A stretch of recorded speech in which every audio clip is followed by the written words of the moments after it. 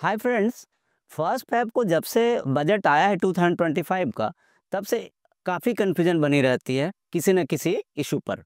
तो आज की एक इशू है 87A का जो रिबेट है, इसको लेकर काफ़ी कन्फ्यूजन होती है। तो उसमें सबसे बड़ी कन्फ्यूजन हो रही है कि जो शेयर मार्केट की इनकम है, वो क्या 12 लाख में माना जाएगा या नहीं माना जाएगा।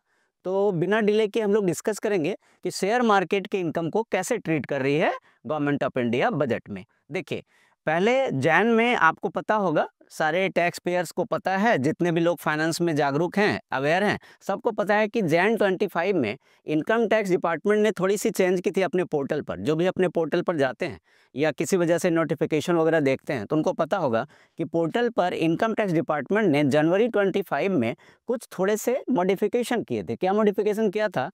उन्होंने बोला था कि जो आपने इनकम टैक्स रिटर्न फाइल की है, जो पहले आपने इनकम टैक्स रिटर्न फाइल की है, उसको आप रिवाइज कीजिए, पोर्टल पर आइए और 87A के रिबेट के लिए शॉर्ट टर्म और लॉन्ग टर्म जो गेन होता है, कैपिटल गेन, उसके रिबेट के लिए आप फिर से पोर्टल पर आकर आप फिर से फाइल कीजिए इनकम टैक्स। तो ये सबको बड़ी कन्फ्यूजिंग सी लगी थी। हुआ क्या था, आप देखिए क्या सिनेरियो हुआ था।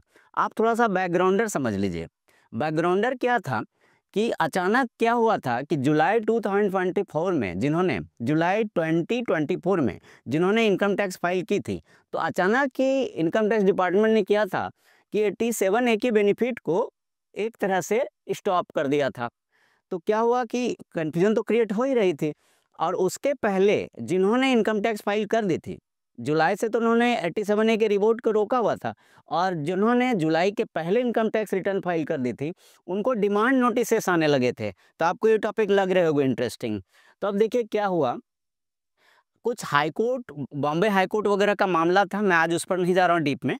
कुछ हाई कोर्ट वगैरह की आई थी थोड़ी सी वर्डिक्ट। तो उसमें क्या हुआ था कि टैक्स पेयर के लिए थोड़ी सी चेंजेज आए थे। तो उसमें क्या हुआ कि गवर्नमेंट ने भी सोचा कि हमें भी तो कुछ परमानेंटली करना है। तो गवर्नमेंट ने इस बार क्या किया कि एकदम क्लियर कट लिख दिया, बिल्कुल क्लियर कट।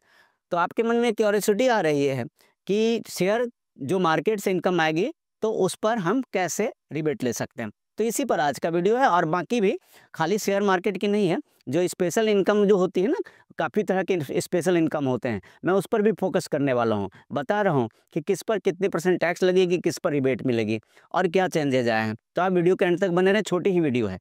तो क्या देखिए क्या हुआ कि बजट में बहुत ही क्लियरली मेंशन कर दिया गया है सब कुछ। तो सबसे पहले थोड़ा सा शॉर्टकट बता दूं कि नए बजट में, ये तो हमेशा की तरह इंडिविजुअल पर्सन्स के लिए 87 में क्या होता है, ये हमेशा की तरह इंडिविजुअल पर्सन्स के लिए होता है। एक तो ये, दूसरा क्या है कि नए बजट में जो 87A की रिबेट है, वो 60,000 तक पहुंच गई। देखिए चर्चा चल रही है 12 लाख, चर्चा चल रही 12 लाख की सैलरी। तो क्या होता है, वो क्यों टैक्स रिबेट उस पर मिला? क्योंकि गवर्नमेंट ने 87A की जो रिबेट है 60,000 तक इंक्रीज कर दिया। पहले ये कितना था, सिर्फ 25,000 था। अब ये कब से वैलिड होगा?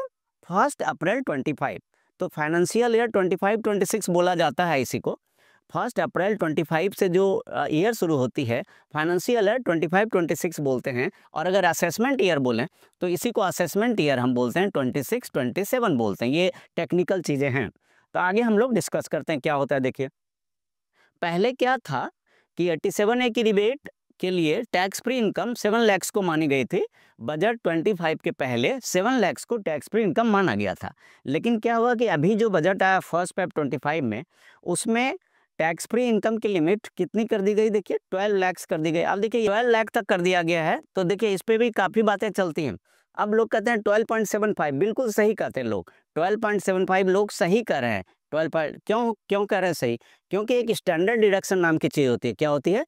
Standard deduction. क्या वर्ड देखिए, स्टैंडर्ड डिडक्शन। तो क्या है, जो सैलरीड लोग हैं ना, सैलरीड लोगों के लिए 75K की है। किसके लिए? सैलरीड इनकम वाले के, सैलरी या पेंशन वाले के लिए। अब सबके लिए है नहीं, इसलिए इसको 12.75 हमेशा नहीं बोलना चाहिए। ये किसके लिए है? सैलरी इनकम के लिए या पेंशन इनकम के लिए 75K की स्टैंडर्ड डिडक्शन है। तो उन लोगों के लिए फिर कितनी बन जाती है? अब ध्यान से देखिए, उन लोगों के लिए कितनी बन जाती है? उन्हीं लोगों के लिए बन जाती है 12.75। हर सब के लिए नहीं है। तो अभी मैं 12 लाख बोलता हूँ। अब देखिए आगे क्या होता है। अभी तक वीडियो को आप पसंद आ रही हो तो लाइक कीजिए, शेयर भी कीजिए और चैनल को सब्सक्राइब कर लीजिए। तो आपको टाइम टू टाइम बहुत ही वैल्यूबल वीडियो मिलते रहेंगे। नोटिफिकेशन बेल जरूर ऑन कर दीजिएगा। अब देखिए क्या होता है कि जो है इस बार गवर्नमेंट ने चांस नहीं लिया है, क्योंकि बॉम्बे हाई कोर्ट वगैरह की जो बातें चल रही थी उस पर भी डिस्कस नहीं कर रहा हूँ।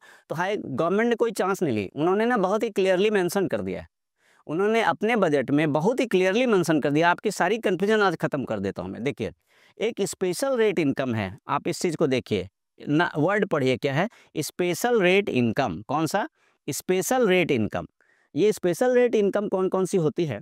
जैसे स्पेशल रेट इनकम के अंदर आपके हो गए long term capital gain, share से। किससे हो गया? शेयर से लॉन्ग टर्म कैपिटल गेन हो गया। शेयर से ही स्मॉल टर्म कैपिटल गेन हो सकता है, या फिर क्रिप्टो हो सकती है, गेम हो सकता है, इवन लॉटरी भी हो सकती है। तो क्या होता है, इन सब चीज़ों पर गवर्नमेंट ने कहा कि हम 87A की रिबेट नहीं देंगे। तो आप देखिए क्या होता है कि जो शेयर मार्केट की लॉन्ग टर्म कैपिटल गेन होती है उस पर 12.5% के रेट से टैक्स कट होता है। फिर आपकी जो शॉर्ट टर्म कैपिटल गेन जो होती है, STCG short term capital gain, उसमें 20% की टैक्स कट होती है। और जो बाकी हैं, क्रिप्टो है, लॉटरी है, गेम है, इन पर 30% की टैक्स डिडक्ट होती है। तो ये डिडक्ट होगी।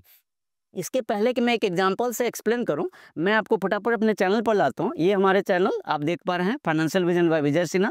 मैं विजय, कंटेंट क्रिएटर एंड एजुकेटर। तो क्या होता है, आप इस चैनल को सब्सक्राइब करके अगर रखते हैं तो आपको कितने वैल्यूबल वीडियो मिलेंगे आप इमेजिन नहीं कर सकते हैं।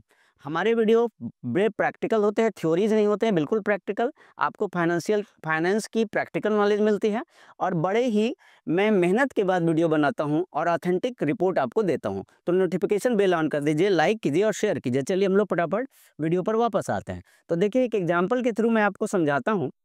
एग्जाम्पल के थ्रू ये समझाऊंगा कि अगर एक पर्सन कोई है, उनकी मान लीजिए कि 12 लाख की इनकम है। सैलरीड इनकम की भी बात नहीं कर रहा हूँ मैं अभी 12 लाख जो इनकम की बात कर रहा हूँ, ये सैलरीड इनकम की बात नहीं कर रहा हूँ 12 लाख की। देखिए, 12 लाख की इनकम है, 12 लाख में से 3 लाख जो है ना, देखिए 12 लाख में 3 लाख उनकी है शेयर मार्केट से, और उनकी जो 9 लाख है वो कहाँ से है?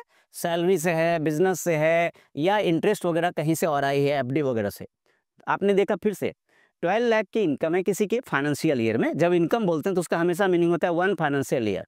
जैसे 31 मार्च को ओवर होता है, 1 अप्रैल से, जैसे अगर मैं 25-26 की फाइनेंशियल ईयर बोलूँ ना, FY 25-26, तो इसकी मीनिंग क्या होगी? 1 अप्रैल 25 से लेकर आपका 31 मार्च 26 तक, ये फाइनेंशियल ईयर 25-26 होती है। तो जब भी हम बात करते हैं ईयर की, तो हमेशा उसकी मीनिंग फाइनेंशियल ईयर होती है। तो अगर 12 लाख की इनकम है, 3 लाख शेयर मार्केट से आई है, 9 लाख उनकी सैलरी इनकम है, बिजनेस इनकम है, या किसी और तरह की इंटरेस्ट इनकम है, तो अब उनको जो रिबेट मिलेगा वो 9 लाख पर मिलेगा। आप ध्यान रखिए, उनकी इंटरेस्ट क्या मिलेगी? 9 लाख पर। अब बाकी 3 लाख का क्या होगा? बाकी 3 लाख का वही होगा जो भी हम लोगों ने तुरंत डिस्कस किया है। बाकी 3 लाख डिपेंड करता है कहाँ से आ रहा है। अगर LTCG आ रहा है, लॉन्ग टर्म कैपिटल गेन, तो 12.5% के रेट से 12 टैक्स देनी पड़ेगी। अगर शॉर्ट टर्म कैपिटल गेन है शेयर की, 20%। अगर क्रिप्टो है, गेम है, लॉटरी वगैरह है, तो 30%। तो ये तो है ही। और ये चीज़ें ध्यान रखिएगा कि ये सारी बातें मैं जो कर रहा हूँ, ये न्यू रिजिम की है। जो ओल्ड रिजिम में 87A में कोई चेंज हुआ नहीं है। अब सबके मन में लगा हो रहा कि साहब मेरे पुराना 87A का क्या होगा? हाँ, आप खुश हो सकते हैं, क्योंकि जिनकी जो पहले की फाइनेंशियल ईयर थी, कौन सी? देखिए, फाइनेंशियल ईयर कौन सी मैं बोलूँगा, जो 24-25 फाइनेंशियल ईयर थी ना, 24-25 फाइनेंशियल ईयर, उसके लिए 87A अभी चलेगा, उसके लिए 87A चलता रहेगा। याद रखिए। कौन सा फाइनेंशियल ईयर 24-25 कौन सा है बोलिए, या उसके पहले वाले भी, जैसे 23-24 भी जिन्होंने नहीं किया है, जिन्होंने 23-24 नहीं किया है फाइनेंशियल ईयर, उनके लिए भी ये चलती रहेगी। देखिए, ध्यान रखिए, बैक की चलेगी अभी 24-25, 23-24, ये फाइनेंशियल में भी चलेगी। इस पर आपको रिबेट मिल जाएगा, आप क्लेम कर सकते हैं। जिन्होंने नहीं किया उनके भी अलग अलग फॉर्म होते हैं। अगर फॉर्म के डिस्कशन में वीडियो लंबी हो जाएगी, तो आज के वीडियो में यहाँ वाइंड अप करने के पहले फटाफट आप सबका थैंक्स देना चाहूँगा, और आप चैनल को सब्सक्राइब कर ले, ये होप करता हूँ। वीडियो आपको पसंद आई होगी, जो भी कमी लगे या जो भी आप बताना चाहें कि सर ये बताइए, इस टॉपिक पर वीडियो बनाइए, या आपके कोई क्वेश्चन हो, कमेंट सेक्शन में ज़रूर लिखिए। आपके कमेंट का मैं वेट करता हूँ। लाइक दीजिए, शेयर कीजिए, और चैनल को सब्सक्राइब करके नोटिफिकेशन बेल ऑन कर दीजिए। Thank you so much. जय हिंद।